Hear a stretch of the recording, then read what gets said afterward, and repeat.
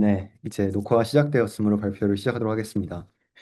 저희 주제는 이제 Understanding the Geometry of Abstraction in the Hippocampus, 비슷하게 히포캠퍼스를 보는데 여기에서 구체적으로 Geometry of Abstraction, 이제 해당 발표를 통해서 Geometry랑 Abstraction에 대해서 어느 정도 감을 잡고 가시면 좋을 것 같아요. 이제 해당 논문은 셀 2020년에 나왔던 논문이고 이제 저랑 재준님이랑 서현님이 발표를 하려 할 것 같고, 이외에도 발표 준비하시느라 수고하신 김정원님과 김세용님 역시 조사 과정에 참여하였습니다. 다음에 그러면 일단 인트로덕션 해가지고 이런 논문이 어떤 논문인지 개괄적으로 조금 소개를 먼저 하겠어요. 그래서 이 피겨는 이제 앞서 세용님이 발표하면서도 나왔던 나왔던 피겨이기도 한데, 기본적으로 영훈 쌤이 처음에 킥오프 세션 하면서 다뤘던 내용이기도 하고, 히포캠퍼스가 어떤 인지 지도를 통해서 그 개념들과 함께 스페이셜 엔티티뿐 아니라 컨셉슈얼 엔티티까지 저장하고 있다는 게 약간 커그니티브 맵이라는 아이디어의 근간을 이루고 있는 것 같거든요.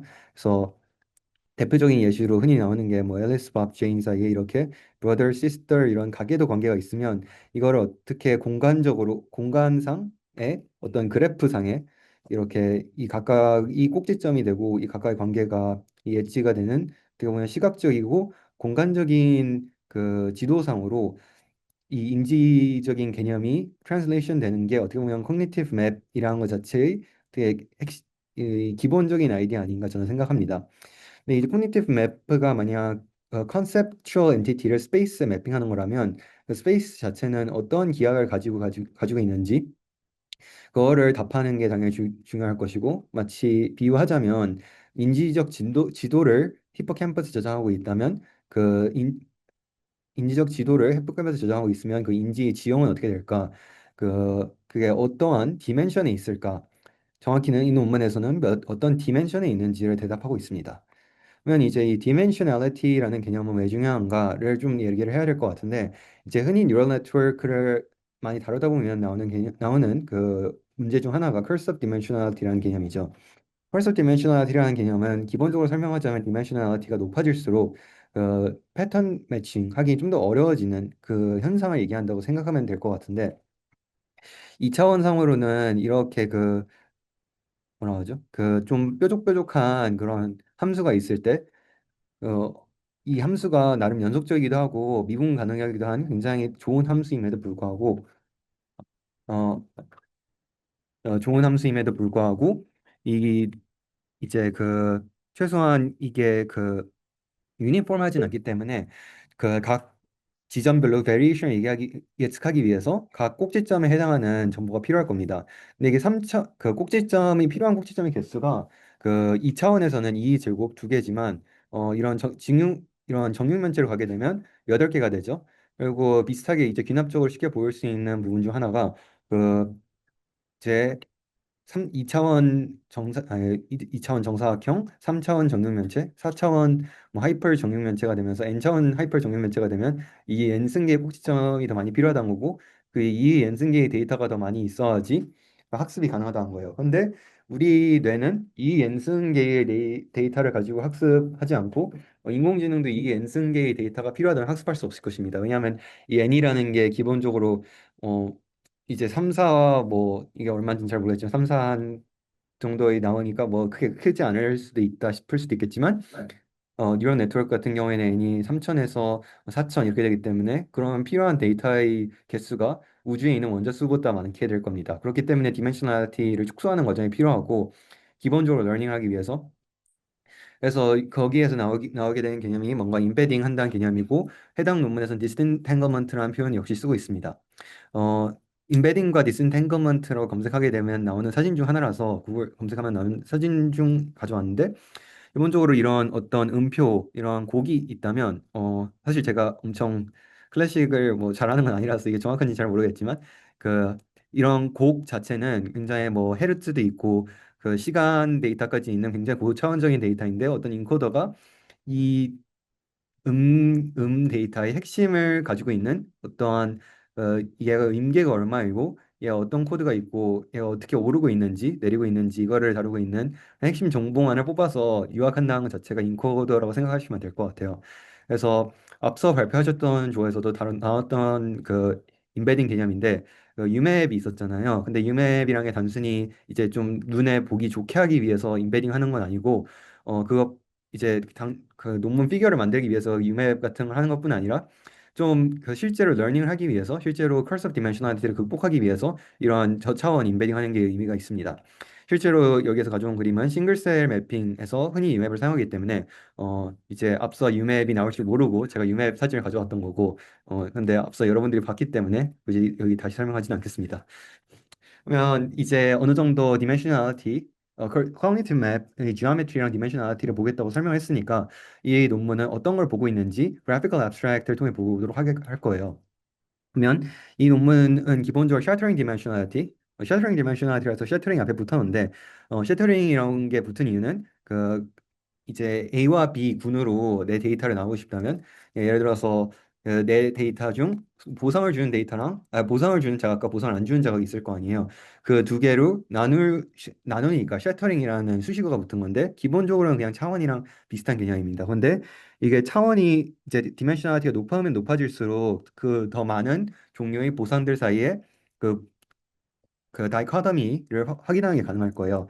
그래서 여기에서 예시를 든 가장 왼쪽에 있는 이 A 플러스, C 플러스는 각 A의 보상이 있을 때 A의 보상이 없을 때 A-는 A 플러스는 A의 보상이 있을 때 C는 C의 보상이 없을 때 C 플러스는 C의 보상이 있을 때를 나타내고 있는데 뭔가 이 네 점들 사이에 어떻게든 linear classifier를 하면 얘들 사이에 구분할 수 있단 말이에요. linear classifier는 3차원 공간에서 평면이겠죠. 그래서 이 네 개의 선 중 두 개를 구분할 수 있는 평면을 그릴 수가 있다. 이거 자체가 셔터링 디멘셔널리티 개념이고 반대로 abstraction이 개념은 뭐냐면 얼마나 이게 cross context를 generalization 할 수 있는가예요. 여기에서 가장 왼쪽 사진을 다시 보면 A-랑 C 플러스는 파란 선으로 연결되어 있고 A 플러스랑 C-는 다시 빨간 선으로 연결되어 있죠.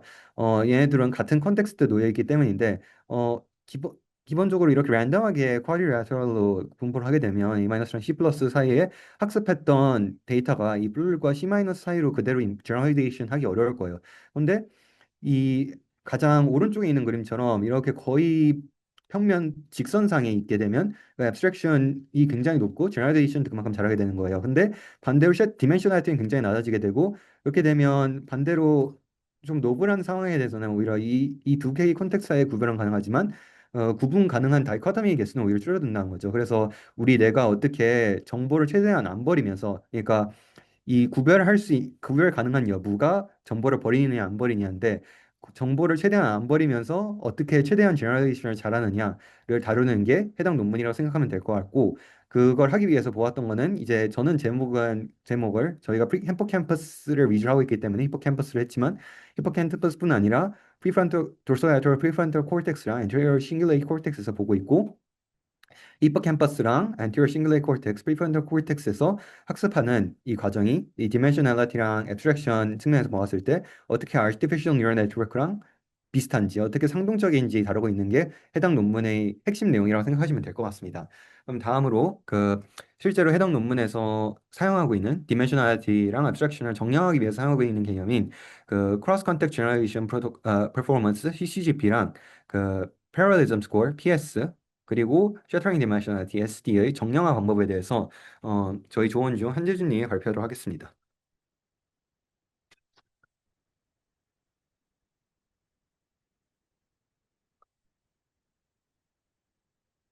조금 조금 늦었지만 일단 이 논문에서 사용하고 있는 셔터링 디멘셔널리티의 이제 좀 더 엄밀한 정의는 이제 performance over linear decoder, averaged over all possible balance dichotomies입니다. 그러니까 다시 말해서 모든 linear decoder 학습을 시켰을 때 그 average performance를 의미를 하는데요.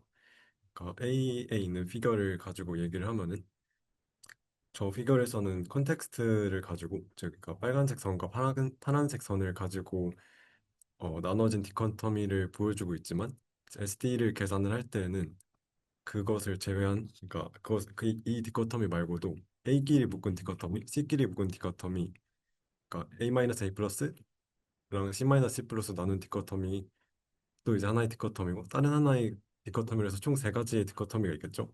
그러니까 그거를 이제 리니어 클래시파이어로 학습을 시켰을 때 잘 분리가 되는지에 대한 에버리지 퍼포먼스를 가지고 에버리지 퍼포먼스로 정의를 했습니다. 그 다음에 크로스 컨디션 그러니까 CCGP는 어떻게 정리를 했냐면 Performance of decoders in classifying variables when testing and training on different types of conditions 인데 그 다시 말해서 어 피겨 B를 가지고 하면은 저 파란색과 빨간색 이 각각 두 개씩 데이터가 있는데 그 중에 이제 하나씩을 각각 트레인 데이터, 나머지를 테스트 데이터로 잡고 트레인 데이터로 리니어 클래시파이어를 학습을 시킨 다음에 테스트 데이터로 그 리니어 클래시파이어를 그러니까 프리딕트하는 데 사용을 하고 실제 라벨과 이제 애큐리시 스코어가 높게 나오는 게 CCP가 높게 나오는 것으로 이해하시면 될 것 같습니다. 그래서 이 논문에서는 피겨 A랑 피겨 B를 비교를 하면서 이 앱스트랙션에 무슨 의미를 가진지 설명을 하는데 A에서는 그냥 랜덤 레프레젠테이션의 상황을 말을 하고 피겨 B에서는 클러스터링된 상황을 말을 해주고 있습니다. 그래서 CCGP가 앱스트랙션에 대한 지표라고 보시면 되는데 A에서는 당연히 랜덤 리프레젠테이션이기 때문에 트레인이랑 테스트가 이제 정말 그냥 확률적인 정답률이 나오겠죠. 그러니까 CCGP의 값이 0.5에 근접하게 나옵니다. 이제 반면에 피겨 B에 있는 경우에는 클러스터링이 된 상황을 말을 하는데 그 경우에는 트레이닝이랑 테스트를 나눠서 CCGP를 계산을 했을 때 잘 분리가 될 것이기 때문에 1에 가까운 값이 나오게 됩니다. 근데 이제 반면에 피겨 A에서는 SD가 굉장히 높게 나오는 반면 피겨 B에서는 둘이 클러스터링이 됐기 때문에 이분법이 잘 나눠지지 않아서 SD가 높게 나오지는 않게 됩니다. 근데 이제 이 논문에서 좀 더 보고자 했던 것은 이제 멀티플 바리어블의 경우에는 어떻게 이 앱스트랙션을 표현을 하느냐에 관한 것이었는데 그 경우에는 이제 논문에서 제시한 하나의 가설은 올소곤을 한 디렉셔널에 인코딩하는 것을 말을 하고 있습니다. 그래서 가장 직관적인 방법은 이제 피겨 C 같은 것에서 그 서로 자체가 하나의 컨텍스트나 밸류를 한다라고 보시면 되는데 근데 이제 실제 데이터셋에서는 그렇게 하나의 축이 하나의 베리어블의 1대1 대응이 되는 형식으로는 작동하지 않는다고 말을 했습니다. 그러니까 쉽게 말하면은 피겨 C를 보시면은 이 스퀘어 형태로 레프레젠테이션이 있는데 그 그러니까 그 방향이 축과 평행하지 않다라는 것을 의미한다고 보시면 됩니다. 그래서 피겨 C를 보시면은 SD가 먼저가 아니라 네. SD를 보시면은 1은 그러니까 굉장히 높지만 그러니까 최대인 1은 잴 수가 없는데 그 이유가 XOR 관계에 있는 A-랑 A 플러스 그리고 C-에 있는 C 플러스를 의 디코토미를 구별을 할 수가 없겠죠. 왜냐하면은 이 스퀘어리안 2차원 평면에서는 1차원 선인 리니어 클래시파이어로 이 XOR 관계를 분리해낼 수 없기 때문에 근데 이거를 피겨 D에 있는 그 디스토티드 스퀘어로 옮겨가면은 2차원 그러니까 2차원에서 3차원으로 넘어가면서 이 엑소얼 관계에 있는 A 플러스랑 A 마이너스, C 플러스랑 C 마이너스의 디코토미도 분리해낼 수 있게 됩니다. 그래서 SD가 맥시멀한 상황이 나타나는 것이고 또 이제 정의상 보면은 각각의 디코토미에 대해서 정의되는 값인데 어 그 그러니까 피글 C를 가지고 설명을 하자면 파란 선과 빨간 선의 평행한 이제 그러니까 평면으로 리니어 클래시파이어를 잡으면은 트레이닝이랑 테스트가 잘 분리가 그러니까 잘 학습이 될 수 있겠죠? 그래서 CCGP의 값이 유의미하게 높게 나오는 것으로 관찰이 됩니다. 아, 그렇네요. 그리고 이제 이 논문에서는 CCGP를 말고도 PS라고 하는 스코어를 이용을 해서 애브스트랙션에 대한 지표를 하나 더 보여주었는데 이것은 각각의 디코토미에서 그러니까 A 플러스랑 C 플러스 A 마이너스 C 마이너스가 있으면은 그러니까 각각의 조합에 대한 모든 퍼뮤테이션에 대해서 코사인 시밀러리티를 계산을 하고 그러니까 여기서는 이제 A 플러스랑 C 플러스 그다음에 A 마이너스랑 C 마이너스에 대한 방향 왼쪽 사진을 보시는 게 이제 그거이고 반대로 이제 C 플러스랑 A 마이너스 A 플러스랑 C 마이너스로 계산한 이제 두 가지 상황이 있겠죠? 그 벡터, 그러니까 왼쪽 상황에 대한 벡터 두 개를 가지고 코사인 시뮬레이터를 계산하고 오른쪽 상황에 대해서 코사인 시뮬레이터를 계산을 해서 그 중에 맥스 값을 이제 PS 스코어로 정의를 하게 됩니다.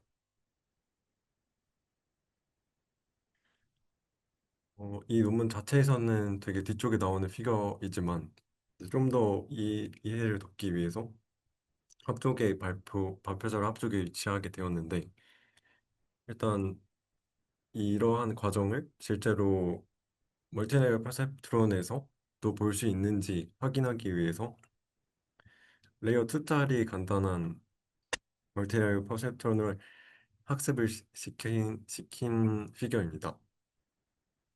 그래서 이것의 목표는 A to Z 엠리스 데이터를 가지고 최종적으로 even, odd, 그 다음에 1, 3, 5, 7 그리고 2, 4, 6, 8을 나누는 디코토미랑 1, 3, 그러니까 small 1, 2, 3, 4 그리고 5, 6, 7, 8을 나누는 디코토미를 각각 학습시킨 모델이라고 보시면 될 것 같습니다. 그래서 뒤쪽을 이걸 이제 실제로 코드로 작성을 한 것을 그러니까 이 QR 코드를 타고 들어가시면은 구글 콜앱을 가지고 구현을 한 것을 보실 수 있습니다. 근데 아마 이거 계산하는 그러니까 CCGP랑 PS랑 SD 계산하는 코드가 되게 연산량이 오래 걸려가지고 직접 눌러보셔도 아마 발표 끝날 때쯤 계산이 완료될 것으로 네. 이미 계산되어 있는 거를 보시면 될 것 같습니다. 그래서 더 이제 어떻게 그러니까 CCGP랑 이런 지표에 대해서 어떻게 계산하는지 좀 더 코드를 보면서 설명을 드리면은 CCGP는 아까 그 디코토미 자체에 대해서 각각 정의되는 값이다 보니까 저 벌맵이라는 파라미터에다가 그 컨텍스트를 컨텍스트가 들어오게 설정을 해두었고 그래서 이 아까 그러니까 여기서는 1, 2, 3, 4, 5, 6, 7, 8이라는 디코토미를 나눴다고 생각을 해보면 그 중에 이제 1, 2, 3, 4, 5, 6, 7, 8 중에 1, 2, 3 그리고 5, 6, 7을 트레인으로 사용할 수도 있고 그게 아니면 1, 2, 4, 5, 6, 7을 트레인으로 사용할 수도 있으니까 그런 모든 가능한 트레인 테스트 컴비네이션에 대해서 제가 생각했을 때 가장 간단한 리니어 클래시파이어인 어지스트 리그레션을 이용을 해서 학습을 시켰습니다. 그래서 그 결과인 애큐러시 스코어를 어, 다 계산을 하고 평균을 한 값을 리턴하는 부분이고요. 그다음에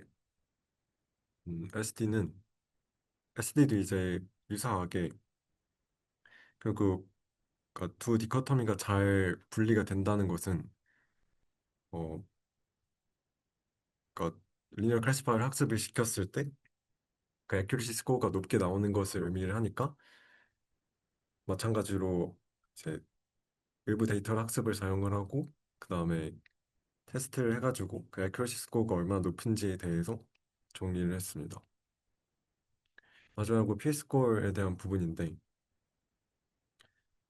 이 부분이 아마 가장 연산량이 오래, 아니, CCP랑 PS 부분이 가장 오래 걸릴 텐데, 어, 이 퍼스티브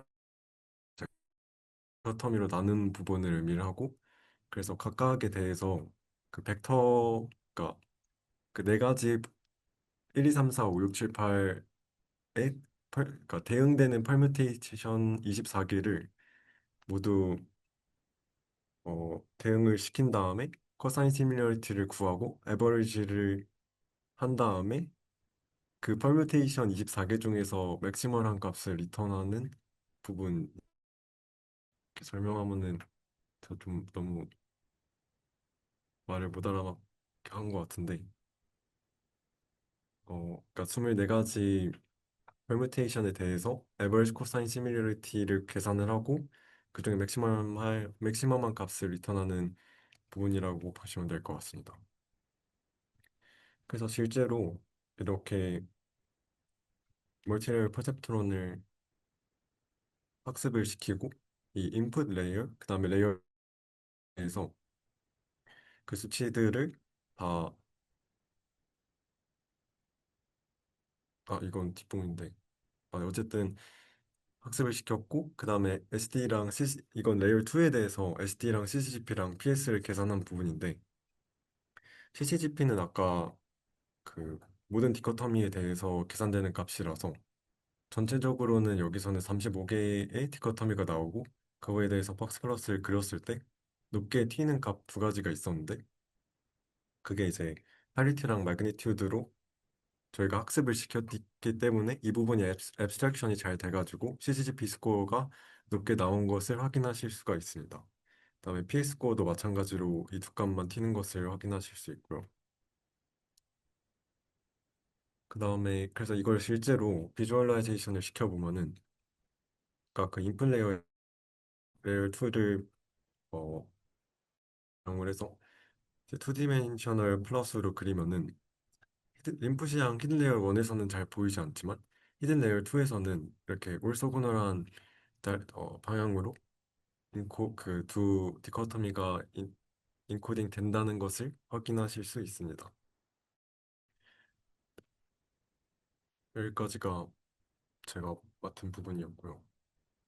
그다음에 넘기겠습니다.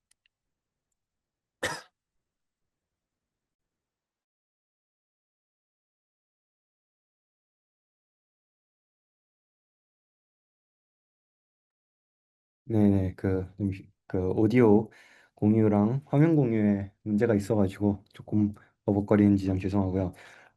이제 앞서 그 발표를 통해서 CGP, PS랑 SD에 대해서 설명을 어느 정도 한 것 같습니다. 그래서 어, 이제 그 논문을 보시면 알겠는데, 맨 뒤에 읽어보시면 알겠지만, 사실 이 코드는 공유된 게 아니에요. 코드도 그렇고 데이터도 그렇고 이 논문 같은 경우에는 그 네이처 논문과는 다르게 오픈을 하나도 안 해놨거든요. 그래가지고 사실 이게 저희가 다 직접 짠 거여서 어떻게 보면 논문과는 좀 차이가 있을 수도 있고 그만큼 재준님이 좀 많이 수고를 해주셨어요. 그래서 그 이 벅스플럿 데이터랑 이 MDS 데이터를 통해 가지고 어느 정도 그 해당 논문과 거의 유사한 결과를 얻어내긴 했는데 이를 통해서 어느 정도 다른 뉴럴 네트워크를 훈련할 때 쓸 수 있는 CCP랑 뭐 BS의 좀 정의를 얻으면 다른 그 뉴럴 네트워크 보는 분들한테도 이용할 것 같아서 이 부분을 가장 먼저 배치해 놨어요. 근데 이제 이 논문에 어떻게 보면 그 진짜 실험한 데이터인 인비보 데이터를 이제 설명할 텐데, 인비보 데이터는 이제 그 G 실험한 것처럼 그 한 데이터예요. 근데 이 사람들은 G가 아니라 멍키를 사용했죠. 그래서 멍키에서 스티뮬러스, 스티뮬러스 종류는 이 왼쪽에 있는 피규어에서 A, B, C, D 이렇게 네 개의 종류의 어떤 프랙탈을 보여줬거든요.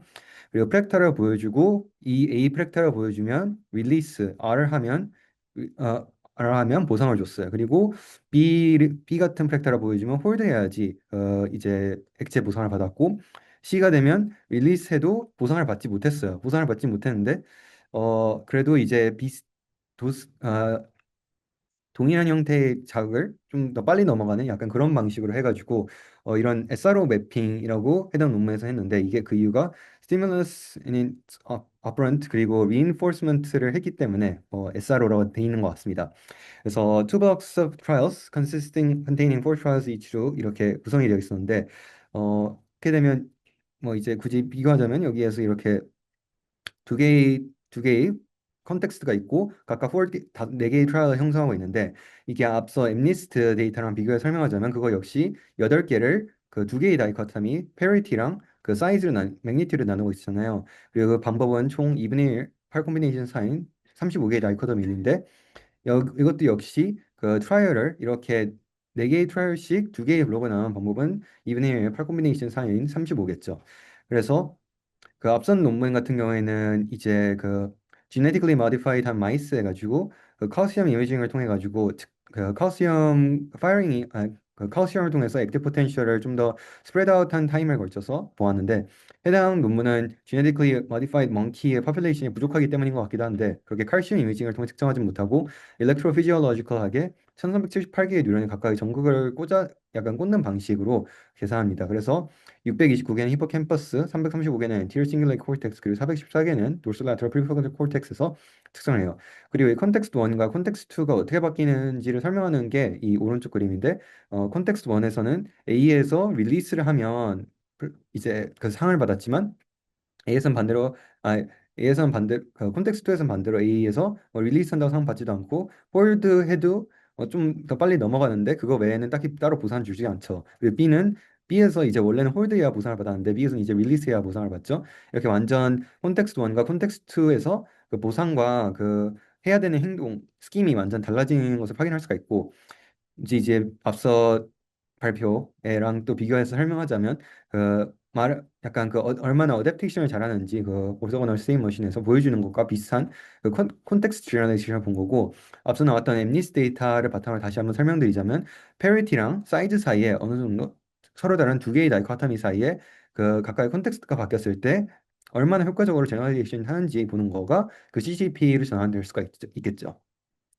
당연히 이제 처음 콘텍스트 스위치가 일어나는 시점에서는 그 이렇게 릴리스하고 홀드해야 뭐 B에서 홀드하고 B에서 릴리스해야지 보상을 받는데 그 정확도가 처음에는 굉장히 이제 G가 아니라 원숭이 합숙이 굉장히 높아졌다가 갑자기 예고 없이 컨텍스트 스위치하는 것도 굉장히 중요하거든요. 이 컨텍스트 스위칭이 뭔가 예고를 해주고 한 게 아니라 예고 없이 컨텍스트 스위치했어요. 그래서 마치 비유를 하자면 어 내가 갑자기 체스를 하고 있었는데 예고 없이 다른 사람이 체커스로 바꾼 거죠. 그래서 그렇게 되면 근데 원숭이는 알 수가 없어요, 그거를. 그래서 처음에는 똑같이 B에서 홀드를 했다가 보상을 못 받으니까 퍼포먼스가 굉장히 떨어졌는데 이미지 넘버를 거듭할수록 굉장히 빠른 속도로 학습을 하는 속도를 볼 수가 있죠. 학습하는 걸 확인할 수가 있죠. 이걸 통해서 컨텍스트별로 제너레이션을 했다고 말을 하는 거고요. 그래서 몽키 익스페리먼트 하이포테시스에서 이제 이 사람들이 확인하고자 했던 거는 이 몽키 익스페리먼트에서 어, 각 area of the brain, dorsolateral prefrontal 그 전전두엽, 그리고 anterior cingulate cortex, 그리고 해마에서 각각 어떻게 variable representation 하고 있는지 확인하려 했고 각각의 브레인이 representation한 방법이 다른지 확인하려 했던 것입니다.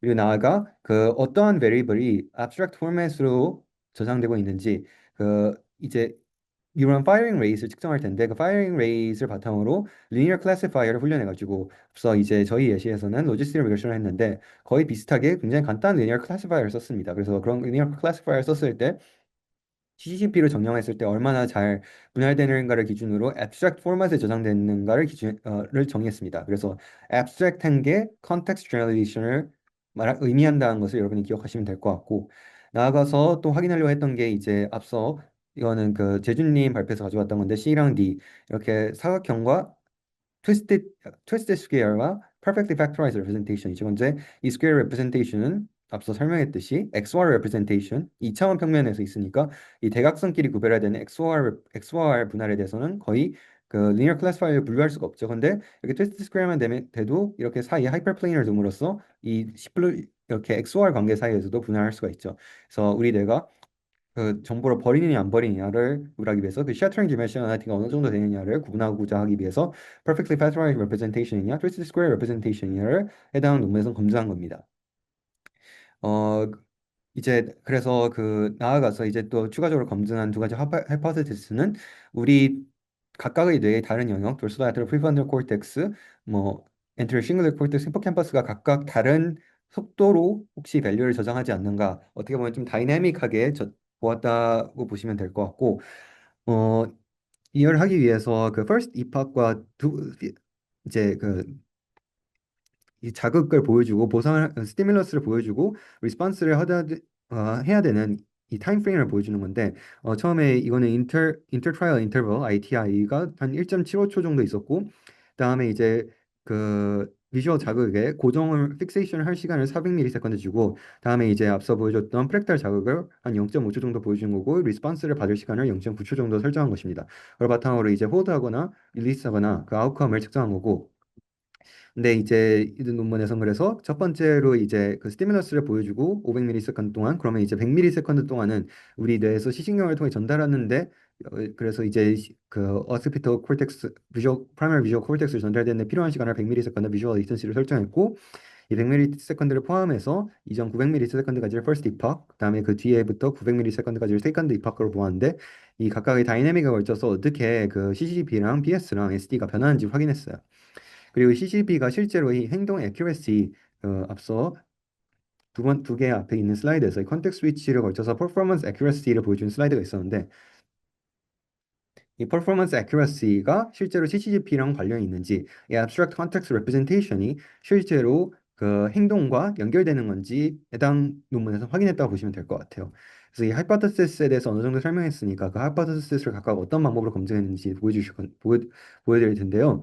그래서 처음에는 어떻게 variable representation을 했는지 각각의 뇌 영역에서 보여줄 겁니다. 그래서 first epoch 이거는 자극을 보여주기 전이었죠. 그러니까 정확히 말하자면 아주 정확히 말하자면 자극을 보여준 후까지는 한데 아직 내 피질에 도달하기 전이어가지고 자극을 내가 원숭이가 인지하기 전이죠. 그래서 자극이 원숭이가 인지하기 전인 first epoch랑 원숭이가 인지한 후인 second epoch에서 그 모든 랜덤 다이코토미 그 트라이얼 사이에 리니어 클래시파이를 할 수 있는가 35개 모두 다 리니어 클래시파이를 이용해서 분할할 수 있었고 정확히는 그게 디코딩 애큐러시라는 걸 통해서 보여주고 있는데 이 디코딩 애큐러시가 계속 높았어요. 이 빈 원을 통해 보여주고 있는 건데 셔터링 디멘셔널리티가 계속 높고 우리 뇌가 정보를 버리지 않는다는 것을 의미하고 있는 거죠.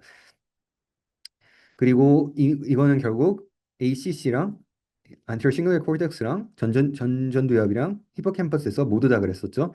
그러니까 우리 뇌는 하이 셔터링 디멘셔널리티를 가지고 있다는 거를 이 글을 통해서 확인할 수가 있는 거죠.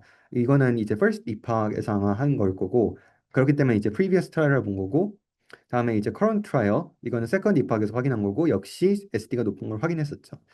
이제 first epoch과 second epoch에서 모두 SD가 높은 걸 확인했으니까 어 이제 나아가서 CCP랑 PS를 보았는데 이 CCP랑 PS는 이 제가 검정색 논문을 친 이 진하게 칠해진 원에 있어요. 근데 보시면 알 수 있는 게 이 컨텍스트랑 value of previous trial은 높게 있는데 action of previous trial은 히포캠퍼스에 낮게 위치하고 있죠. CCP도 그렇고 PS도 그렇고 둘 다 낮게 위치하고 있어요. 그래서 이거를 통해 확인할 수 있는 것은 액션이 히포캠퍼스에서 abstract format으로 더 weakly representation 된다는 점을 확인할 수가 있겠죠.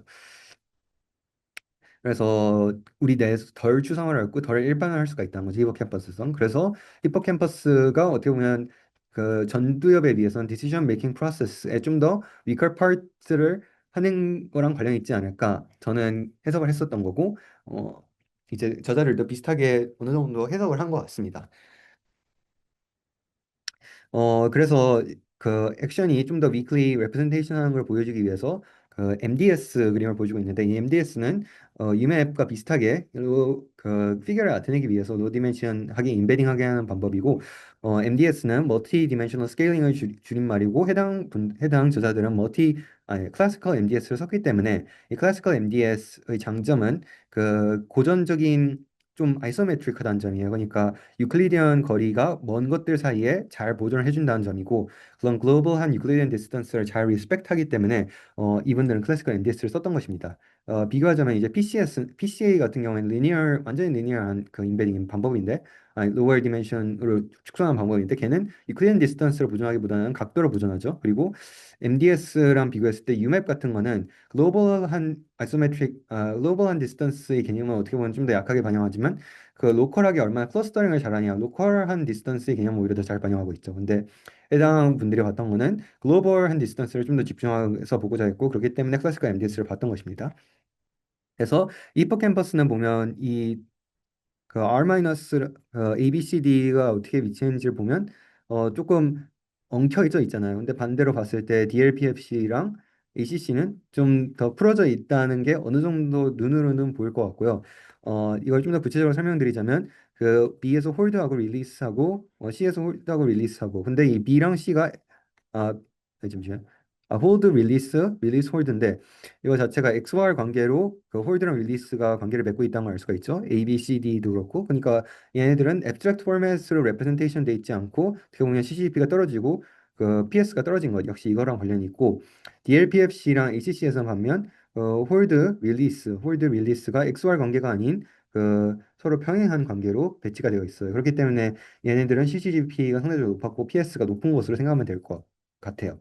그래서 기본적으로 이 그림을 여러분들이 혹시 다시 보신다면 XY 관계에 주목하셔서 보시면 될 것 같고요. 다음에 이제 abstract format으로 CDP를 저장했을 때 그 first epoch에서는 액션이 weakly representation 된다는 거를 확인할 수가 있었고 CGP랑 PS 모두 측면에서 이제 다음에 이 그림은 이제 current trial 보는 second epoch라는 되는 건데 콘텍스트가 히포캠퍼스에서 좀 더 persistent하다는 걸 보여주는 것입니다. 그 히포캠퍼스가 에서는 콘텍스트가 여전히 빨간색이 있지만 anterior cingulate cortex랑 dorsolateral prefrontal cortex는 좀 더 아래에 있죠. 약간 이 그림에서는 좀 나쁘게 보이는데 이 그림에서는 확실히 CGP가 낮다는 걸 확인할 수가 있고 이 그림에서는 뭐 이 미스커보다는 위에 있긴 하지만 여전히 히포캠퍼스에서 콘텍스트가 PS가 가장 높죠. 그렇기 때문에 콘텍스트가 어떻게 보면 히포캠퍼스에서 가장 persistent하고 이게 어떻게 보면 그 직관적으로 생각해 봤을 때 히포캠퍼스가 메모리 포메이션에 관련돼 있는 점과 비슷하게 히포 콘텍스트를 저장한 것과 관련이 있지 않을까 저는 생각할 수 있을 것 같습니다. 비슷하게 다이나믹에 걸쳐서 어떻게 그 CCP랑 PS가 변하는지 나타내는 건데 히포캠퍼스에서는 CCP가 계속 높게 유지하는 반면 도르소라테럴 프리프론탈 콜텍스랑 엔테리어 싱글레이트 콜텍스는 바로 집행 기능에 어떻게 보면 관련되는 거기 때문에 콘텍스트에 대해서는 좀 더 잊고 있다는 걸 확인할 수가 있겠죠. 그래서 히포캠퍼스가 좀 더 퍼시스턴한 콘텍스트를 저장한다.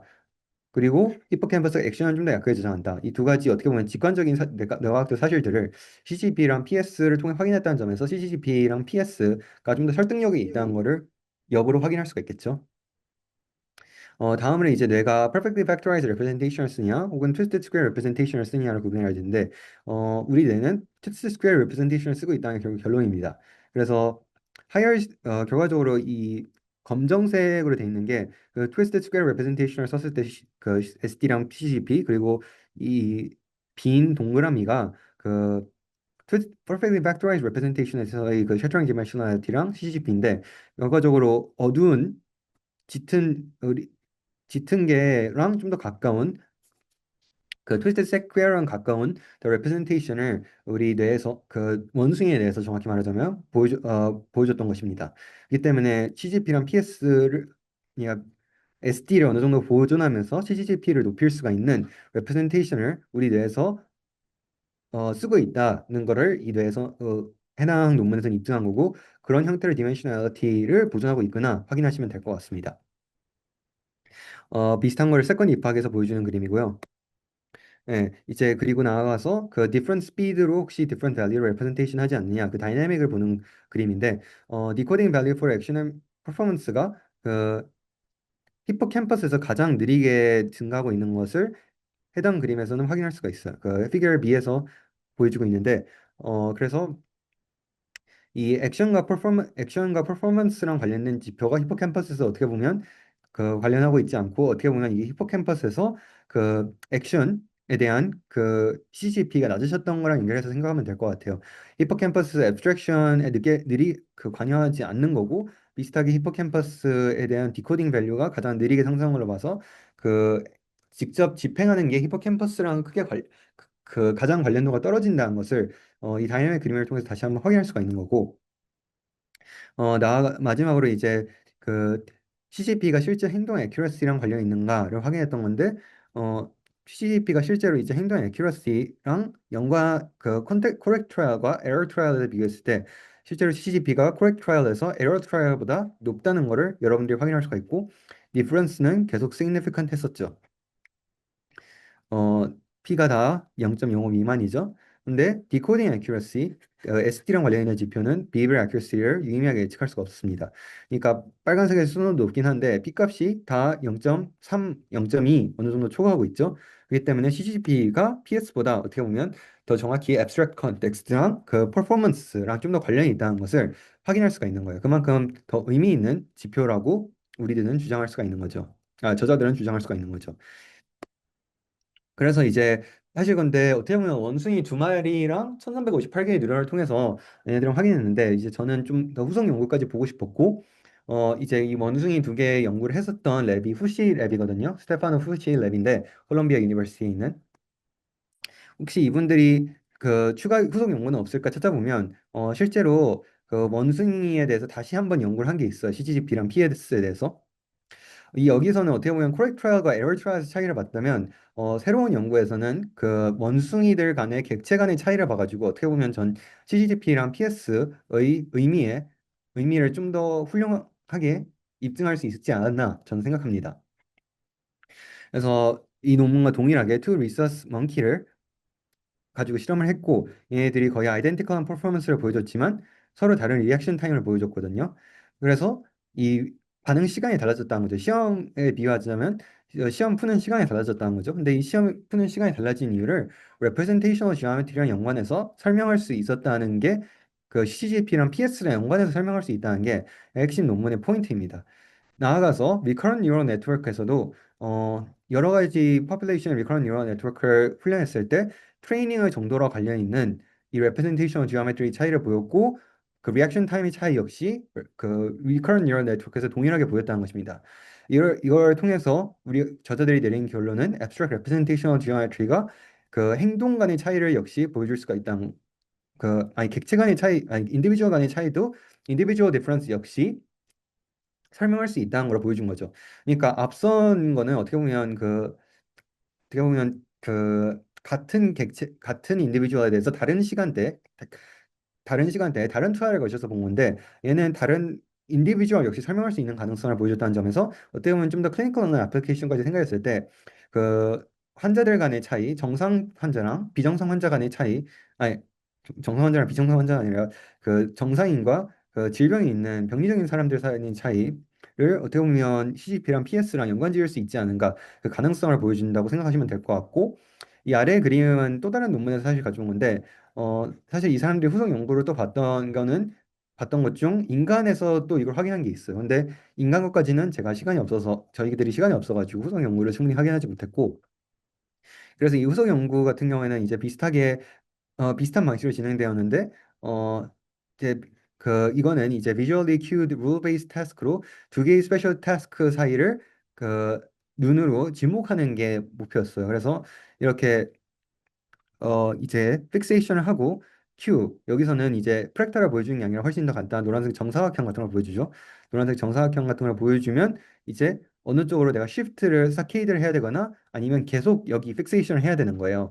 이거는 여러분이 임상 실습 돌면 현기증 같은 거 진단하는 키트를 보면 이걸 어떻게 그 측정했을지 알 수 있을 것 같은데 실제로 그래서 그 그 원숭이의 눈의 움직임을 트래킹한 거고요.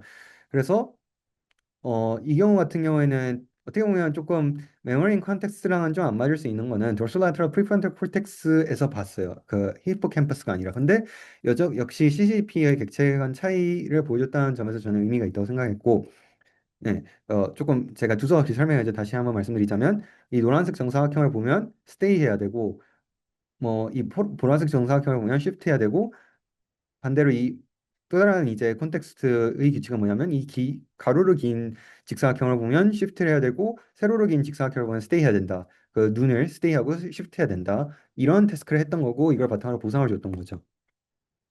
그래서 모든 몽키에서 그 하이 퍼포먼스 for 태스크는 accuracy는 또 높았어요. 그 비슷하게 한 90점에서 100점 사이를 거의 항상 맞았죠. 원숭이들이. 근데 여기에서 이제 CGP랑 PS로 봐왔을 때 확인할 수 있는 점이 먼키 1에서는 CGP가 계속 낮고 먼키 2에서도 CGP가 계속 낮죠. 그러니까 두 먼키 사이의 공통점은 그거예요. Previous response는 abstract format으로 프리프론탈 도rsolateral 프리프론탈 콜텍스에서 그렇게 잘 전달되지 않죠. 이건 어떻게 보면 프리비어스한 그 익스페리먼트에서 히포캠 어떻게 보면 좀 더 작업 기능과 관련 엑스큐티브 펑션과 좀 더 관련 있는 프리프론탈 콜텍스 같은 경우에는 그 컨텍스트랑 그 프리비어스 리스폰스에 대한 그 저장도는 좀 더 떨어졌잖아요. 그거랑 어떻게 보면 그 상동하는 결과라고 보시면 될 것 같고, current response는 반대로 작업 기능과 관련이 있을 테니까 abstract format으로 굉장히 잘 representation이 됐어요. 근데 이제 중요한 차이점은 shape, 노란색, 그리고 rule, 파란색 사이에 그 CCP를 보았을 때 shape가 가장 먼키원에서 가장 높은 CCP를 보였고 이 노란색이 가장 높은 CCP를 회색 직사각형 영역에서 보이는 걸 확인할 수가 있죠. 근데 반대로 먼키2에서는 그렇게 shape에 대한 CCP가 증가하지 않아요. 반대로 rule에 대한 CCP가 증가하게 되죠. 그 규칙, 이 shift 할 거냐, stay 할 거냐, 이 룰에 대한 CCP가 오히려 먼키2에서는 높아진 걸 확인할 수가 있어요. 그 representation geometry 측면에서 완전히 달라졌다는 걸 확인할 수가 있는 거고, 그래서 이거를 바탕으로 우리가 추정할 수 있는 건 뭐냐면, 먼키1은 뭔가 shape과 같은 큐를 묶고 있는 반면, 먼키2는 stay하고 shift 해야 되는 그 비주얼 큐를 묶고 있는 게 아닐까 생각할 수가 있어요. 어떻게 보면 먼키2가 좀 더 고차원적인 형태의 인지 기능을 하고 있지 않은가 저희는 생각할 수 있을 것 같고, 어떻게 보면 shift랑 stay 할 거냐 좀더 그 행동의 본질과 관련된 그 어떻게 어떤 행동을 취할 거의 본질과 관련된 거를 먼키 1과 먼키 2에서 각각 한 거고 어 실제로 이제 논리니어 디코딩과 MDS를 통해서 얘를 배치했을 때 역시 그 약간 어느 정도 엉켰는지를 여기서 보면 될 것 같은데 XOR보다는 먼키 1에서는 그 쉐입에 대해서 엉켜 있지 않고 완전히 이 두 개의 사각형이 분할이 되어 있죠. 근데 먼키 2 같은 경우에는 쉐이프가 완전 두 개가 엮여 있습니다. 그래서 쉐입에 대해서 그렇게 좋은 레졸루션을 갖추지 못했다는 거죠. 반대로 룰에 대해서 봤을 때 먼키 2는 룰에 대해서 굉장히 잘 분할할 수 있었고 그 먼키 1은 룰에 대해서 분할도가 좀 떨어졌습니다.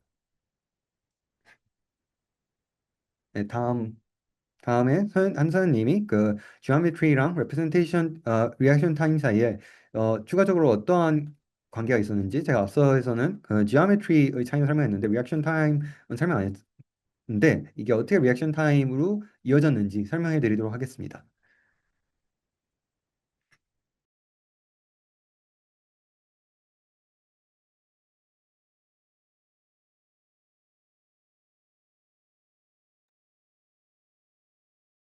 네, 우선 그래프를 통해 분석한 걸 보면 이 왼쪽 그래프가 원숭이 1과 원숭이 2의 평균적인 과제 수행 정확도를 나타내는 그래프입니다. 그래서 둘 다 95% 정도로 굉장히 높다는 것을 알 수 있고요. 하지만 오른쪽 그래프를 보면은 이거는 평균적인 반응 시간에 대한 그래프인데 원숭이 2의 반응 시간이 더 짧다는 것을 알 수 있습니다.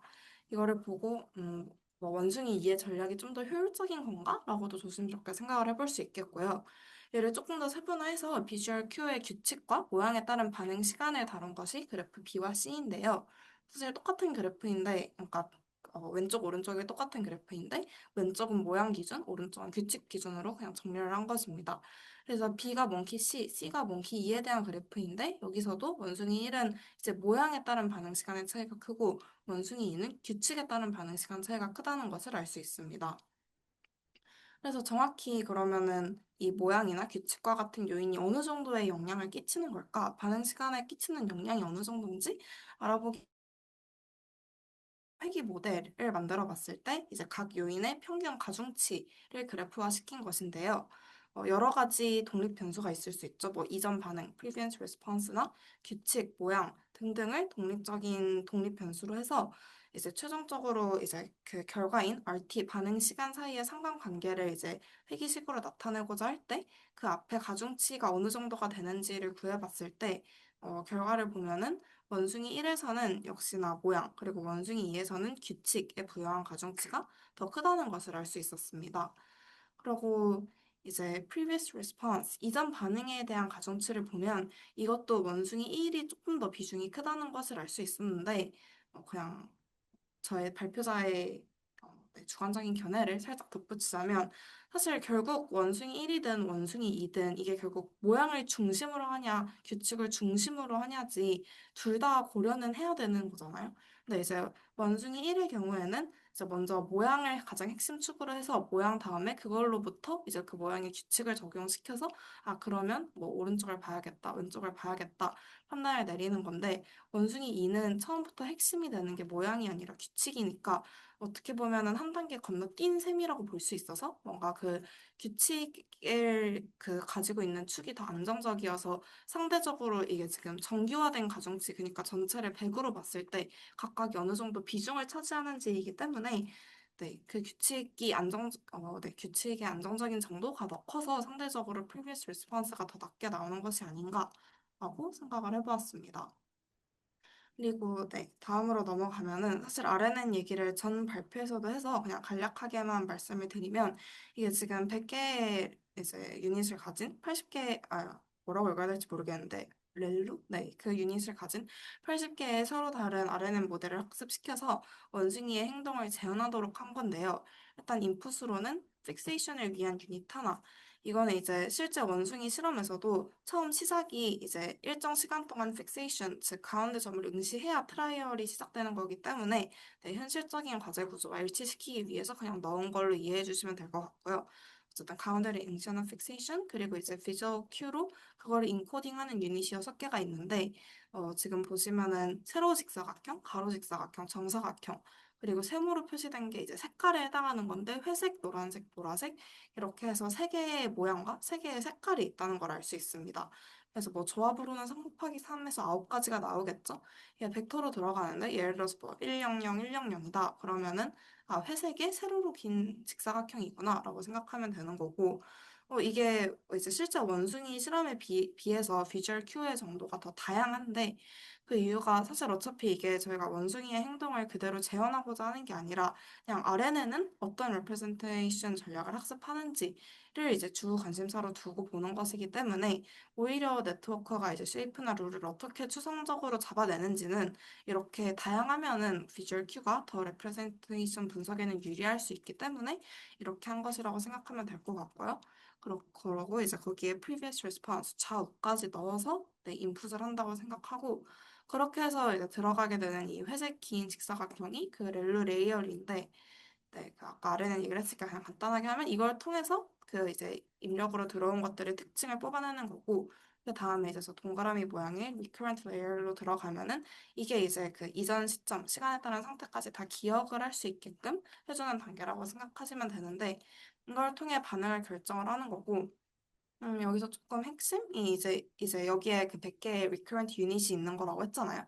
근데 이게 각각이 마치 하나의 인공 뉴런처럼 이제 입력을 받아서 활성값을 뱉는 거여서 아까 저희가 뉴런의 활동을 이제 고차원 벡터로 나타냈듯이 이것도 이 100개를 모아서 이제 벡터처럼 표현을 하면은 이게 이제 뉴런 패턴, 뉴런 신호와 대응되는 개념이 된다고 보시면 되겠습니다. 그렇게 해서 current response가 나타나는 거고요. 그거에 따라 reward, 보상이 나타나죠. 예를 들어서 뭐 맞으면 플러스 1, 틀리면 마이너스 1일 수가 있겠고 어쨌든 그런 식으로 약간 단기적인, 즉각적으로 나타나는 보상을 이 리워드라고 이해하시면 될 것 같고 근데 사실 이 값만 있으면은 뭔가 장기적인 거에 대한 조절이 안 되기 때문에 이제 있는 것이 expected return인데요. 이게 이제 현재 상태에서 시작해서 앞으로 끝날 때까지 받을 보상들의 총합의 기대치를 예측하는 값이라고 보면 될 것 같고 이 두 값들을 통해 모델을 계속 수정하면서 학습이 이루어지는 것이고 이 학습이 진행되는 과정에서 이제 그 헤든 스테이트가 쉐이프 중심 혹은 로 중심으로 재조직되는데 이거를 이제 뭐 중심으로 그럼 재조직이 돼가는지를 네, 이러한 수치들을 통해서 분석을 해보았다고 보면 될 것 같습니다. 그래서 지금 가로축은 다 트레이닝 트라이얼, 그 트라이얼 횟수고요. 세로축으로 있는 게 B에서는 디코딩 애큐러시의 차이, C에서는 그 CCGP의 차이, 그리고 둘 다 오른쪽에 이제 RT, 반응 시간의 차이가 같이 있죠. 그래서 간략하게 설명을 드리면은 일단 디코딩 애큐러시의 차이라는 거는 이제 동일한 신호에서, 뭐 동일한 히든 스테이트에서 뭐 쉐이프에 대한 정보를 더 잘 읽을 수 있는지 아니면 룰에 대한 정보를 더 잘 읽을 수 있는지 뭐를 더 잘 읽어낼 수 있는지를 비교한 값이라고 보시면 될 것 같고 지금 이제 쉐이프 빼기 룰이기 때문에 이 값이 양수일수록 클수록 모양에 대한 정보를 더 잘 읽어낼 수 있구나라고 보시면 될 것 같습니다. 그리고 CCCP에서도 이거는 이제 앞에서 계속 얘기했던 개념인데 그냥 추상적으로 일반화되는 정도의 차이라고 보시면 될 것 같고 마찬가지로 이것도 쉐입 빼기 룰이어서 클수록 모양 정보가 더 추상적으로 일반화가 잘 되는구나를 나타내는 것이고, 반응 시간도 네, 쉐입 빼기 룰이어서 양수일수록 모양의 영향이 더 크고 음수일수록 규칙의 영향이 더 크다고 받아들이시면 될 것 같습니다.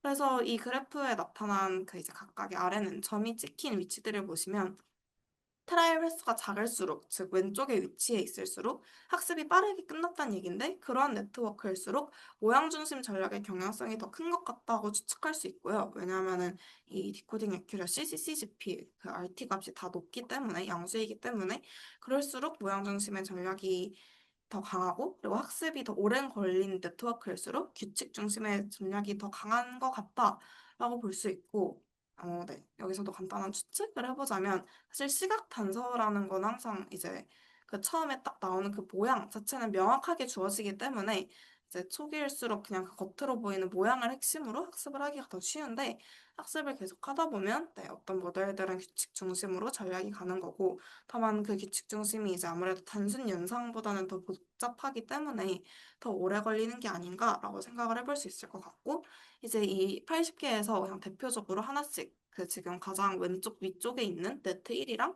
가장 오른쪽 아래에 있는 네트 2, 그러니까 네트 1은 사실상 뭔가 모양 중심일 것이고 네트 2는 규칙 중심일 것이라고 추측할 수 있는데, 이 두 가지를 뽑아가지고 얘네에 대한 분석을 추가적으로 해본 결과입니다. 그래서 여기서부터는 이제 계속 앞이랑 그 원숭이에서의 경우랑 반복되는 네, 그런 그래프들이 나오는데, 그냥 빠르게 이제 키포인트들만 짚고 넘어가자면, 일단 A는 이제 쉐이프 중심이라고 저희가 생각을 했던, 예측을 했던 네트 1에 대한 그래프고, C는 룰 중심일 거라고 예측을 했던 네트 2에 대한 그래프인데, 네, 역시나 디코딩 정확도나 이제 CCGP의 값을 보았을 때 A는 쉐이프의 값이 높고 룰의 값이 낮고 C는 반대인 것을 알 수 있습니다. 그리고 여기서도 이제 앞서 원숭이 1, 원숭이 2에서 비교했던 것과 마찬가지로 똑같이 네트 1, 네트 2에 대해서 과제 수행 정확도와 반응 가지로 원숭이였을 경우랑 똑같이 과제 수행 정확도는 두 모델 전부 다 높고, 반응 시간은 이제 어떤 그 네트 1은 모양의 영향을, 네트 2는 규칙의 영향을 많이 받는다는 걸 알 수 있습니다. 다음으로 마찬가지로 이 경우에도 원숭이에서처럼 또 다중선형 회귀 모델을 만들었을 때도 각 요인의 평균 가중치가 원숭이 1, 2에 대해서 비교를 했을 때랑 굉장히 유사하게 나온다는 것을 알 수 있고, 마찬가지로 네, 어떤 거는 그 네트 1은 모양이 더 크고 네트 2는 규칙의 가중치가 더 크다는 걸 알 수 있습니다. 그래서 최종적으로 이제 아래는 네트 1, 네트 2에 대한 그 반응 시간의 분포를 비교한 히스토그램으로 나타내 보면은 네트 2의 반응 시간 분포가 네트 1의 반응 시간 분포보다 전체적으로 더 왼쪽으로 치우쳐져 있는 경향이 있어서, 아, 이게 반응이 좀 더 빠르구나. 그렇다면 네트 2의 그런 이제 규칙 중심이 좀 더 효율적인 게 아닐까라고 생각을 해볼 수 있을 것 같고, 사실 이게 몽키 1, 몽키 2에서 원숭이 2의 반응 속도가 더 빨랐던 것과 역시 유사한 결과를 나타낸다는 것을 알 수 있습니다. 다만 이제 RNN이 원숭이랑 이제 똑같도록 원숭이에 맞춰서 학습된 건 아니기 때문에 해석에 조심은 해야 된다. 너무 지나치게 똑같다고 일반화하면 안 된다라고까지 네, 논문 주석에 쓰여 있습니다. 어,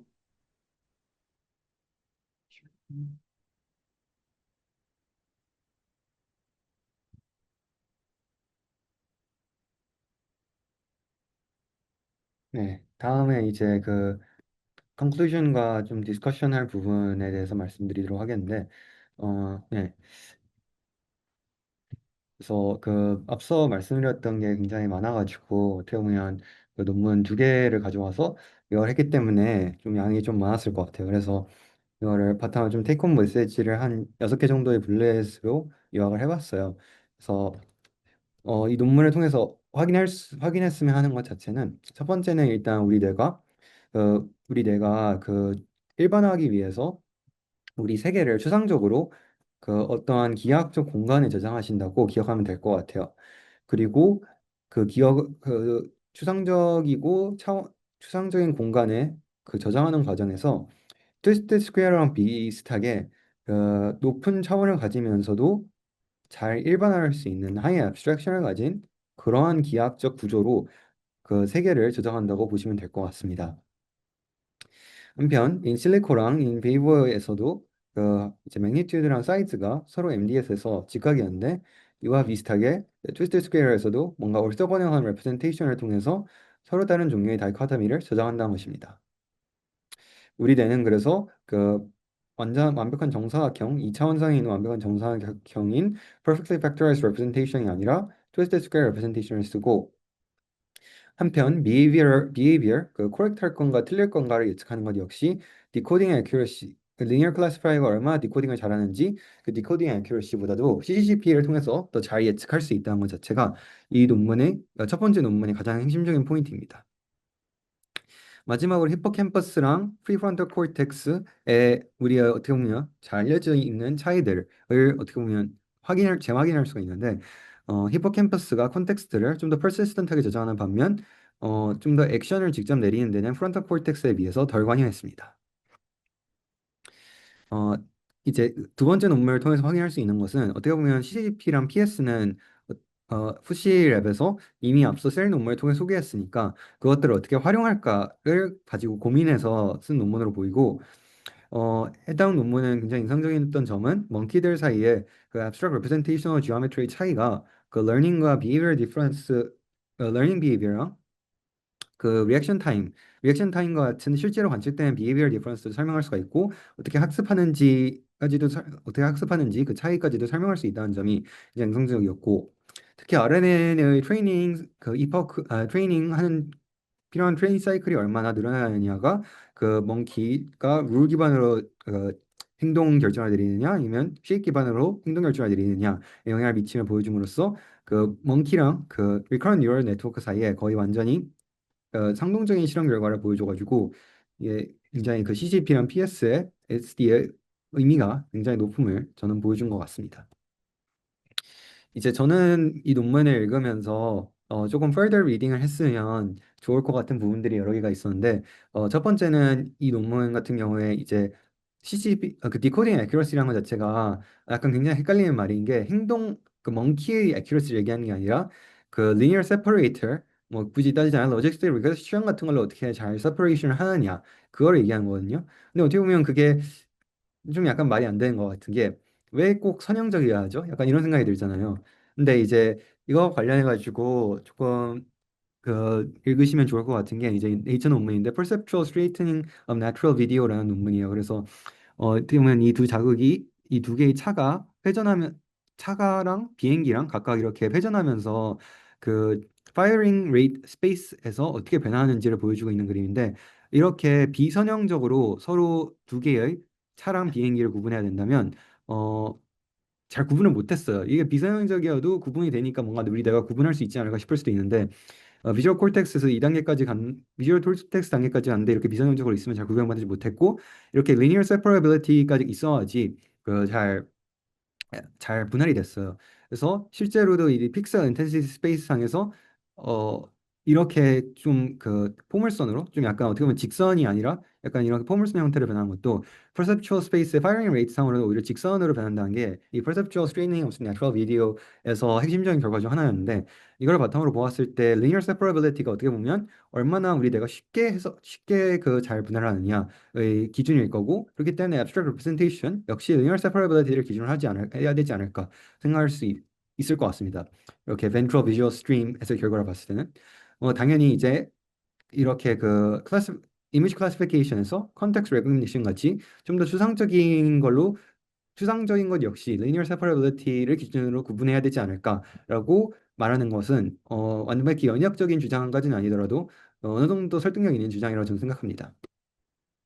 다음으로 이제 저는 익스플로러하고 싶은 거는 어떻게 보면 앞에 논문에서도 UMAP이라고 하는 그 방법의 한계에 대해서 나왔잖아요. 제가 어떻게 보면 슬라이드도 없는데 조금 어려운 멀티디멘셔널 스케일링, 아이소메트릭한 프로퍼티에 대해서 굉장히 자세히 설명했는데 어, 이제 이 논문도 굉장히 재미있는 논문 같더라고요. Geometry of Abstract Learned Knowledge in the Hippocampus라고 2021년에 나온 논문일 텐데 이 논문에서는 그 새로운 임패딩 기법인 마인드라는 걸 씁니다. 이 마인드가 굉장히 잘 만든 약어인 게 마인드니까 뭔가 뇌랑도 관련이 있을 것 같은데 얘가 뭐 약어냐면 Manifold Inference from Neural Dynamics 약자예요. 그래가지고 뭔가 어, 굉장히 잘 만든 영어 같고 나비도 역시 좋은 약어지만 얘도 잘 만든 영어 같고 그래서 그래서 마인드는 얘의 특징은 뭐냐면 그 뉴로 다이내믹스를 본다는 거잖아요. 그 다이내믹이 핵심이고 어떻게 보면 이 트래젝토리 상으로 퍼플레이션 액티비티 상에 이런 트래젝토리를 그리고 있는데 이 경우에 이걸 어떻게 타임에 대해서 풀어낼 건지를 이 마인드라는 임베딩은 좀 더 다루고 있어요. 그래서 실제로 이 Geometry Abstract Knowledge라는 논문을 보면 그 티메이즈 내비게이션 태스크를 줬을 때 그 히포캠퍼스 자체가 4에서 6차원 매니폴드로 그 풀어질 수 있다는 거를 마인드에서 보여줬어요. 그래서 이렇게 어떻게 보면 얘는 지오메트리적인 프로퍼티, 그냥 디멘션 같은 지오메트릭 프로퍼티라기보다는 어떻게 보면 얘가 그 홀이 얼마나 있느냐 뭐 호몰로지 그룹 같은 그런 피리오디시티랑 시메트리 뭐 이런 거라고 오히려 좀 더 다루고 있긴 하거든요. 이건 기하적인 거라기보다는 좀 더 위상적인 거겠죠. 근데 이런 유럽 레프레젠테이션의 위상을 다루는 것 역시 좀 재밌는 방법이 될 수 있지 않을까 저는 생각하고 해당 논문 그 Geometry of Circular Knowledge in the Hippocampus and the Prefrontal Cortex에서 역시 기억하실지 모르겠지만 히포캠퍼스가 좀 더 그 행동 이 집행에 관여한 정도 낮음을 알기하기 위해서 그 뭐 타임 이팍 1, 이팍 2에 걸쳐서 어떻게 CCGP가 변하는지를 보여줬잖아요. 근데 어떻게 보면 CCGP는 그 단일 시간대의 결과를 보여주는 거거든요. 근데 마인드를 써가지고 좀 더 다이내믹한 결과로 이 우리가 임베딩하고 해석할 수가 있다면 좀 더 의미 있는 결과들이 나올 수도 있지 않을까. 좀 더 재밌는 뭐 얘가 4에서 6차원이었으면 근데 이건 T 메이즈니까 뭔가 좀 더 비주얼 큐랑 연결돼 있을 것 같기도 하고 좀 더 간단할 것 같기도 한데 이렇게 어떻게 보면 프랙탈을 보고 결정하는 것 같은 좀 더 abstract한 테스트 같은 경우에는 몇 디멘셔널 마니폴드로 결정이 될까? 약간 이런 거를 보는 것 역시 굉장히 재밌는 연구 방향이 저는 될 것 같아서 한번 소개해드리고 싶었어요. 네, 일단 제가 이 논문을 읽으면서 후속 연구 방향으로 생각했던 거는 이렇게 두 가지가 있을 것 같은데 전반적으로 이거 외에도 디스커션 할 포인트가 여러 가지가 있을 것 같고 혹시 제 마지막으로 이제 레퍼런스랑 이제 이게 끝나는 건데 이제 끝나기 전에 혹시 여러분들이 질문하고 싶은 내용이 있으면 자유롭게 질의응답을 해도 좋을 것 같습니다.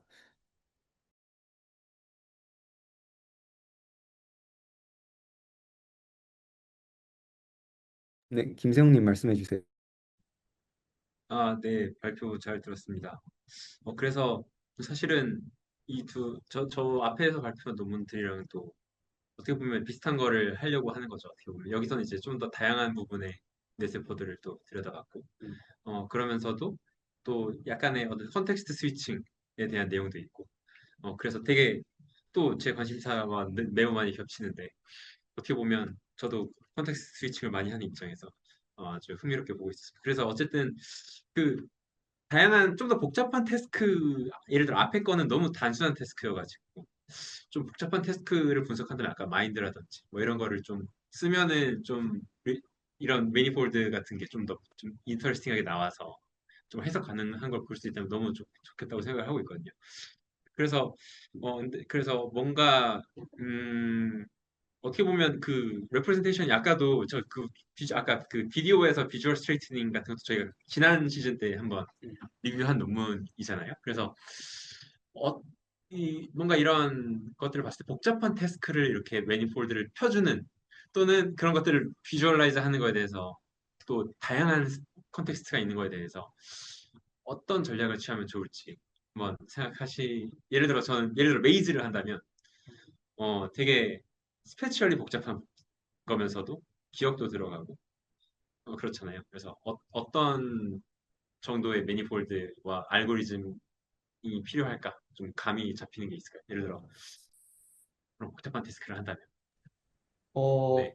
사실 저는 이게 마인드를 썼는지 안 썼는지는 기억하지 네. 않는데 저는 이제 좀 인상적으로 보았던 것 같은 논문은 자전거를 어떻게 탈 때 뇌의 그 모tor 콜텍스랑 뭐 그런 그 프리프론탈 콜텍스에서 어떻게 파이어링 하는지를 보여주는 네네. 논문이었거든요. 근데 이제 좀 재밌었던 게 그때 아마 모터 콜텍스에서는 계속 비슷한 행동을 반복하니까 그 파이어링 레이트 자체가 원으로 이동했을 텐데 반대로 이제 제 기억상에 프리프론탈 콜텍스에서는 원으로 움직이는 게 아니라 얘가 시간까지 저장을 하고 있어가지고 그러니까 시간에 따라 시간도 어떻게 보면 저장하고 있어가지고 해가지고 헬릭스 구조로 움직이고 있더라고요. 근데 이렇게 비슷하게 그 행동 자체의 그 geometric property를 저장하는 방향으로 그 매니폴드 뉴럴 매니폴드 역시 좀 발전하게 될 것 같은데 이제 당연히 이제 추상적인 걸로 가면 어떻게 될 것 같냐? 그거는 이제 답변하기 굉장히 어려울 것 같고, 근데 이제 그거에 이제 인사이트를 줄 수 있는 거는 어떻게 보면 트랜스포머 같은 거 아닐까? 저는 트랜스포머에서 시멘틱한 미닝을 월투백이라는 방향이라는 그 임베딩 레이어를 통해서 어떻게 보면 그 저장하고 있는데 거기에 그런 그 임베딩 레이어의 지오메트릭 프로퍼티를 좀 더 이해하면 우리가 얻을 수 있는 인사이트가 있지 않을까 생각이 들고 이제 사실 이 논문과는 관련이 없는 것 같아서 제가 또 안 들고 온 논문이기도 한데 좀 굉장히 흥미로운 논문이 최근에 월투get 백을 개발한 랩실에서 나왔었거든요. 그래서 그 랩실에서 이제 주장 그 비슷한 랩실에서 주장한 건 뭐냐면 이제 월투백에서는 어떻게 보면 시뮬레리티를 그 디스턴스가 얼마나 작아지는가를 바탕으로 보고 있다. 근데 그렇게 되면 이제 비슷하다는 것 자체가 커뮤테이티브한 릴레이션십이 되잖아요. 근데 그러니까 A와 B가 비슷하면 B가 A와 비슷하고 이렇게 되겠죠. 근데 우리가 흔히 언어에서 쓰는 닮는다는 그런 개념이 아니다. 예를 들어서 우리는 아들이 아버지를 닮았다 하지 아버지가 아들을 닮았다고 하진 않잖아요. 그걸 바탕으로 이제 뭐 트버스키 시뮬레리티라는 개념을 써가지고 다른 종류의 인베딩과 어떤 지오메트리를 주장하는 논문이 최근에 나왔더라고요. 그런데 이거 역시 굉장히 좀 재밌는 방향이라고 저는 생각했습니다. 어, 결과적으로 이런 우리 뇌를 기하학적으로 어떻게 표현할 수 있는가 이거를 저는 이해하면 제너럴 AGI가 나오지 않을까 생각합니다. 네, 답변 잘 들었고요. 저도 AI 연구를 하고 있지만 너무 트랜스포머 일변도인 현재 그 연구 세태가 아니 뭐 다 워킹하면 되는 거 아니냐 할 수도 있는데 점점 이 방향으로 들이는 돈에 비해 점점 한계 효용의 체감이 좀 줄어드는 시점에 오면 이제 또 이러한 방법론이 또 중요해지 이런 걸 이해하고 또 하는 게 중요해지지 않을까 생각이 들어서 항상 너무 관심 있게 보고 있고 좋은 논문 추천 감사드립니다. 아까 세웅님 때처럼 손 안 들어주셔도 되니까 그냥 자유롭게 발언해 주셔도 괜찮을 것 같습니다.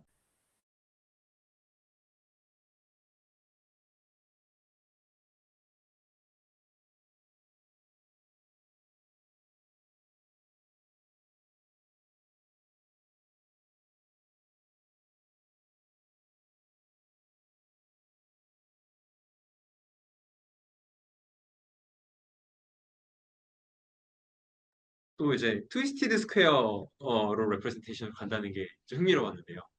이게 손을 드신 것 같은데 아무튼 근데 그게 완전 옵티멀한 것과 다른 결과잖아요. 그래서 그거에 대해서 좀 더 코멘트 부탁드립니다. 그러니까 결과적으로 어떻게 보면 이 논문에서 보여주고 있는 거는 디테일을 버리느냐 안 버리느냐랑 좀 관련이 있다고 생각하고 트위스트 스퀘어를 감으로써 디테일을 안 버리고 있는 거 아닌가 뇌에서도 그러니까 뇌에서는 어떻게 보면 그 뉴럴 네트워크는 다르게 여러 제너럴하게 해야 되니까 어떤 특정 태스크에 최적화된 게 아니라 그렇게 보면 어떻게 제너레이션을 하기 위해서 디테일을 버리지 않고 저장하는 게 트위스트 스퀘어 아닌가 저는 생각했습니다. 영훈님 손 드셨는데 말씀해 주셔도 괜찮을 것 같습니다. 아, 네. 일단 발표 되게 잘 들었고요. 좀 저는 해당 논문에 대해서 조금 같이 좀 상의해 보면 좋을 것 같은 게 있어서 아까 방금 김세욱 선생님이 말씀하시기도 했는데 트위스티드 스퀘어 레프레젠테이션이 사실 확률적으로 더 높지 않나요? 그냥 그게 좀 궁금해가지고 완전히 패러럴하게 저렇게 네 개의 점이 다 플레인하게 있는 게 오히려 더 뭐랄까요? 확률적으로 어렵지 않나요? 근데 네, 네, 사실 그게 사실 그게 네, 죄송해요. 오디오 관련 문제가 있었습니다. 네, 트위스트 스퀘어랑 퍼펙트 스퀘어이라고 해가지고 어떻게 보면 진짜 퍼펙트한 거랑 트위스트는 약간 어긋난 거니까 퍼펙트한 게 당연히 가능성이 낮지 않을까 생각할 수도 있겠지만 어 그래서 이 논문에서 본 거는 그 실제로 퍼펙트하냐 트위스티드하냐를 본 게 아니라 그건 어떻게 보면 우리 독자들로 하여금 비주얼하게 언더스탠딩하기 쉽게 하기 위해서 보여준 지표고 여기서 실제로 본 거는 디코딩 애큐러시를 바탕으로 봤잖아요. 슈트링 디멘셔널리티를 그거를 바탕으로 봤다는 걸 생각하면 저는 디코딩 애큐러시가 낮을 가능성이 어 그러니까 어떻게 보면 낮을 가능성이 더 높은 거 아닌가? 그러니까 그 퍼펙트 스퀘어, 트위스트 스퀘어이랑은 좀 다른 문제 아닌가 저는 생각합니다. 근데 그 퍼펙트 스퀘어인지 트위스트 스퀘어인지는 그 뒤에 있는 28페이지, 28이랑 29에서 보여준 게 아닌가요? 디코딩 애큐러시랑 관련된 게 아니라. 저는 네, 저는 근데 퍼펙트 스퀘어랑 디스코드 그 트위스트 스퀘어 자체의 목적은 그 다이커토미를 얼마나 잘 레프레젠테이션하냐 보여준 거기 때문에 저는 저 앞에 있는 디코딩 애큐러시도 트위스트 스퀘어, 퍼펙트 스퀘어랑 어느 정도 관련이 있다고 생각을 했던 거고, 네,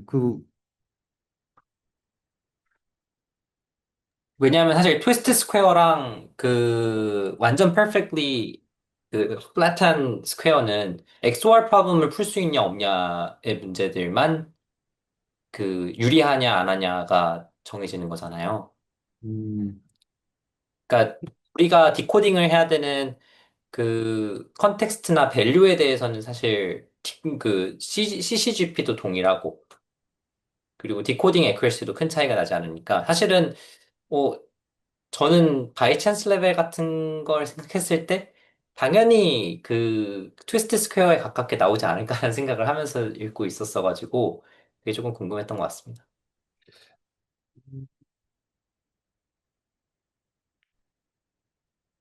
저는 근데 트위스트 스퀘어가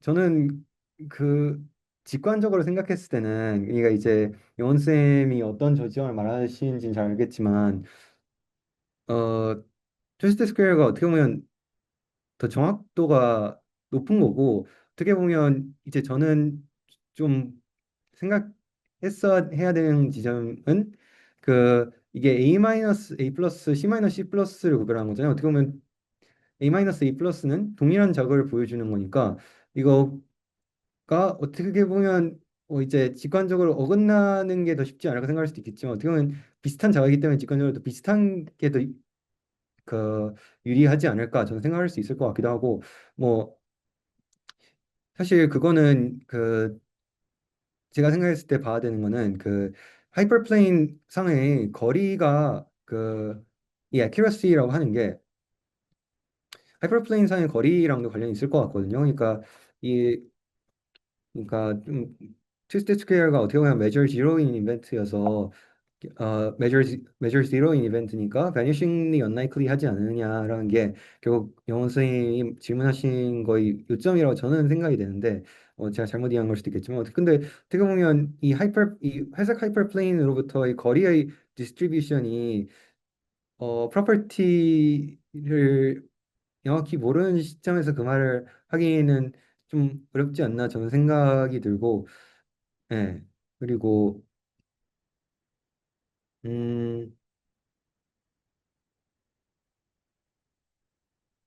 네, 저는 정확도가 낮은 게 오히려 더 가능성이 정확도가 낮은 게 퍼펙트 스퀘어이기 때문에 오히려 더 가능성이 높지 않나 생각이 들긴 합니다. 그 사실 그 확률 분포가 있는 거는 아니기 때문에 제가 지금 뭐라고 아주 막 확실하게 뭐라고 말씀드리진 못하겠네요. 이게 왜 제가 생각했을 때 채범쌤이 제 그 아르규멘트가 되게 좀 불편하게 느껴지고 좀 아닐 것 같은데라는 생각이 드는지를 조금 제가 이해한 걸로 얘기를 하자면 A-랑 A 플러스랑 둘 다 같은 스티뮬라이가 맞죠. 근데 그 두 개가 서로 같은 그 플레인에 있어야 될 것 같다는 느낌은 제가 느끼기에는 우리가 하고 있는 우리가 뇌에서 가지고 있는 매니폴드가 그 오퍼레이션을 하게 되는 그러니까 같은 A-A 플러스는 뭔가 어떤 피처 벡터가 달라서 그거를 추가를 했을 때 A-에서 A 플러스로 옮겨간 거라고 만약에 좌표가 달라지는 거라고 생각을 하게 된다면 그 오퍼레이션을 하는 그 벡터가 그, 그 같은 플레인에 있어야 될 것 같다는 생각이 들기 때문에 그런 것 같거든요. 그- 근데 이제, 어, 저는 이걸 보면서 그냥 좀 직관적으로 들었던 생각이, 그러니까 A-랑 A 플러스 사이의 관계랑 C 플러스랑 C 마이너스 사이에 가지는 관계가 사실 서로 같은 오퍼레이션을 하면 A-에서 A 플러스를 갈 수 있고 C 플러스에서 C 마이너스를 갈 수 있잖아요. 이게 만약에 내비게이션 태스크라고 생각을 한다면. 각각이 스테이트고. 근데 그러면 정말로 그렇게 비슷한 그 이제 지오메트리컬한 게 프리저브가 되는 저 로 디멘션 스페이스에서 A-와 A 플러스 사이에 그 어디랑 레퍼런스를 해야 될까요? 제 생각에는 걔가 이제 그 트위스트 스퀘어에서 가지게 되는 그 원래 플레인을 약간 돌려가지고 트위스트 스퀘어가 아닌 경우에 그 가져야 되는 플레인에 비해서 그 A 플러스 점을 딱 그으면 이제 그 플레인이랑 만나게 되는 각도 있잖아요. 걔랑 이제 C 플러스랑 C 마이너스를 이었을 때 나오는 각도랑 대칭이면 될 것 같아요. 그러면 되게 그 같은 오퍼레이션을 한다고 얘기를 할 수 있잖아요. 점대칭처럼. 그래서 그런 것들을 또 좀 보면 재밌을 것 같다는 생각이 드네요.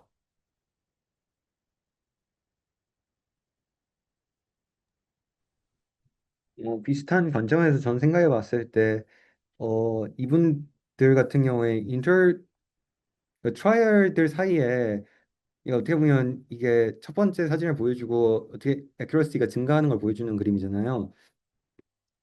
근데 저는 이제 직관적으로 생각했을 때 이 first 이미지를 보여줬을 때랑 당연히 컨텍스트 스위치가 일어나고 첫 번째 이미지를 보여줬을 때랑 컨텍스트 스위치가 일어나고 계속 이미지를 보여줬을 때 당연히 리얼 레프레젠테이션이 변화했겠죠. 이 first 이미지에서 fourth 이미지로 가면서 그걸 어떻게 변화했는지 좀 CGP랑 PS 측면에서 좀 퀀티피케이션 했으면 좀 더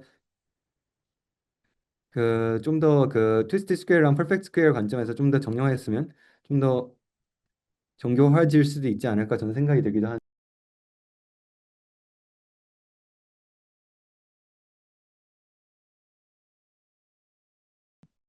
네, 그러면 일단 그 시간이 거의 다 되긴 했는데 한 1분 정도 기다리고 더 추가 질문이 있는지를 본 다음에 네, 그 없으시면 여기서 마치도록 하겠습니다.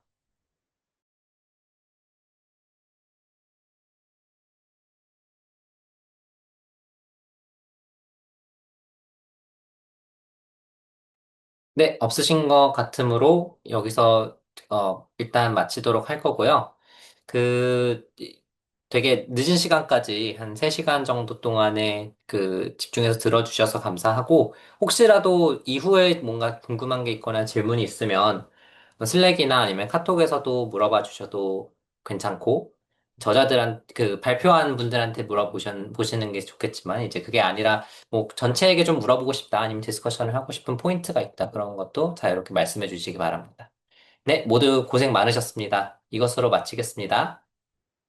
감사합니다.